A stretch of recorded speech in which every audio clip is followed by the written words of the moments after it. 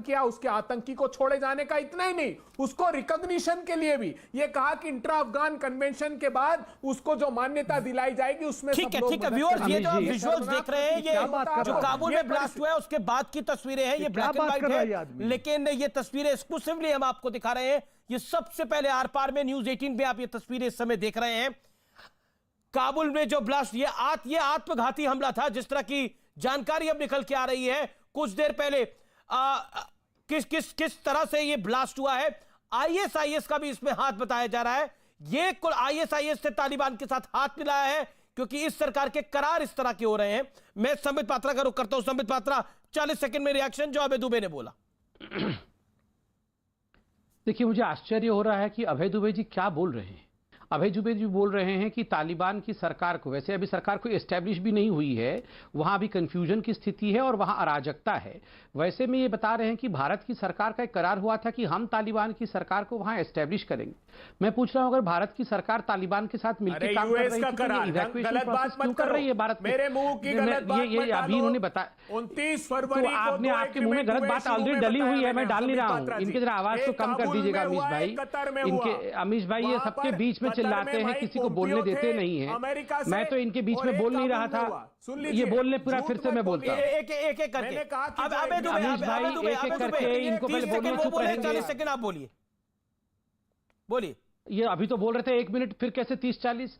देखिए अमीश भाई, इन्होंने अभी भारत की सरकार के ऊपर आक्षेप लगाया और ये कांग्रेस पार्टी की निर्लज्जता है जो इन्होंने कहा कि हम तालिबान की सरकार को वहां स्थापित करना चाहते थे। अगर भारत की सरकार वहां तालिबान की सरकार बनाना चाहती थी तो ये इवैक्यूएशन प्रोसेस क्यों कर रही है? ये अपने ही एम्बेसी से 173 लोगों को वापस क्यों लाई? देखिए, अपने सत्ता सुख के लिए किस प्रकार से अपने कुछ चंद पॉलिटिकल पॉइंट्स के लिए कांग्रेसी इतना नीचे गिर सकते हैं, इतना बेशर्म हो सकते हैं। खैर, ये तो हम पहले नहीं मानते थे, मगर जब से ये सर्जिकल स्ट्राइक को फर्जिकल, जब से खून की दलाली राहुल गांधी ने कहा, जब से एयर स्ट्राइक पे इन्होंने कहा कि इतना चिड़िया मारा था और यूएन में भी जाके झूठ बोला, तब से हम जानते हैं कि कांग्रेसी किसी भी निकृष्ट स्तर पर गिर सकते हैं। मगर मुझे आश्चर्य होता है कि आप देखिए इनके 2 pronged अटैक का, इनके कुछ लोग तालिबान को सपोर्ट करेंगे, कुछ लोग यहां हिंदुस्तान की सरकार पे अटैक करेंगे। आप खुद देखिए, रहमानी जो वो यहां बैठे हुए हैं, वो 1 सेकंड भी कांग्रेस पे अटैक नहीं करेंगे, वो पूरी तरह से तालिबान का समर्थन करेंगे। यहां नहीं, हो कैसे जाएगा? वो हो कैसे जाएगा भैया? हो कैसे जाएगा? आप लोगों की निर्लज्जता को पूरी तरह से एक्सपोज किया जाएगा। आप लोग वो जो ओवैसी को ओवैसी जी बोलते थे, जो हाफिज सईद को हाफिज जी बोलते हो, आप लोगों को एक्सपोज करना है पूरी तरह से। आप याद करिए, एक बार हाफिज सईद ने इंटरव्यू दिया पाकिस्तान में, उसने कहा कि आई लव कांग्रेस पार्टी। ऐसे ही थोड़ी हाफिज सईद लव करता है कांग्रेस पार्टी को।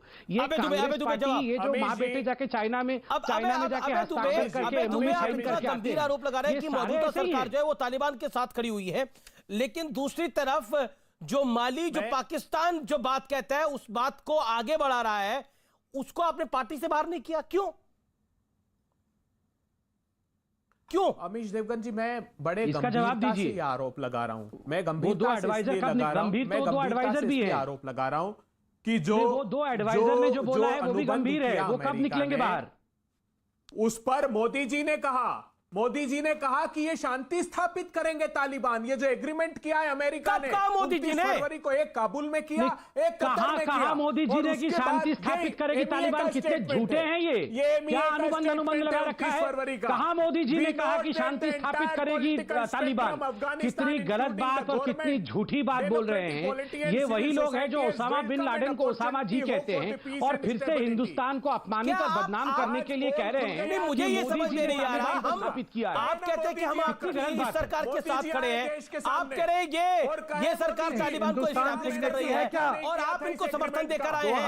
और पार्टी मीटिंग के अंदर मुझे बताएं, एसपी सेना कुछ कहना चाहते हैं। एसपी सेना बोलिए, देश के सामने आकर बताएं। एसपी सेना मैं अमीश जी देखिए, देश के सामने एसपी सेना कुछ कह रहे हैं, एक सेकंड मैं पूछना चाहता हूं अजय दुबे जी से, दोहा एग्रीमेंट में इंडिया सिग्नेटरी है क्या इंडिया ने साइन किया उस एग्रीमेंट में? ये फालतू खाली झूठ हवा में सिर चलाते हैं, ये फालतू झूठ बोलते हैं।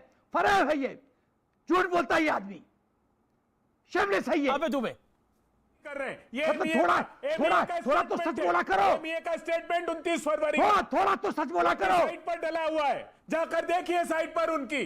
इतना अरे शर्म पक्ष लेना करो। बंद कर दिया जब ताज बीजेपी का। जब कसाब ने अटैक किया ताज पे बॉम्बे में, तो जब इंडियन एयरफोर्स चीफ ने बोला कि मैं काउंटर स्ट्राइक के लिए तैयार हूं, क्यों नहीं मौका दिया? देश की इज्जत बरकरार नहीं रखते हो और घुटने टेक लेते हो। मनमोहन सिंह बोलता है यदि चीन हिंदुस्तान का क्षेत्र लेता है तो इसको इशू मत बनाओ।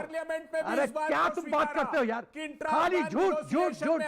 शर्म आनी चाहिए। मंत्री मौजूद थे, खाली झूठ झूठ झूठ बोलते हो। किया कि जो तालिबान देश को बर्बाद कर दिया तुम लोगों ने। आप झूठ बोल रहे हैं। देश को बर्बाद कर दिया। आप बर्बाद करेंगे देश को। आप पीओके क्यों किया? पक्ष ले रहे हैं, आंख बंद अक्साई करके चीन बात क्यों कर किया? रहे हैं पार्टी का। सेना को गोली फायर करने के लिए रक्षा मंत्री का परमिशन चाहिए। Shameless party, shameless party. अगर अफगानिस्तान चीन को खुश करना है, चीन को खुश करना है, पाकिस्तान के सामने घुटने टेकना है, यह तुम्हारा चरित्र है, देश को यह तुम्हारा चरित्र है। आप कावड़, सच को कावड़ पार्टी।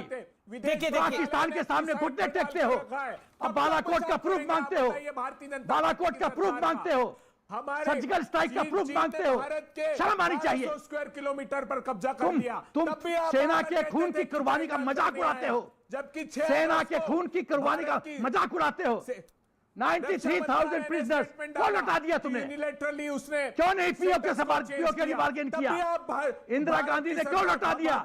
खाली देखिए दे दिया वापस। ये मुझे लगता है विषय पे रहना चाहिए। तस्लीम नमानी में तस्लीम नमानी में आपका रुक एक सेकंड। एसपी सेना देखिए ये विषय नहीं है। मुझे लगता है कि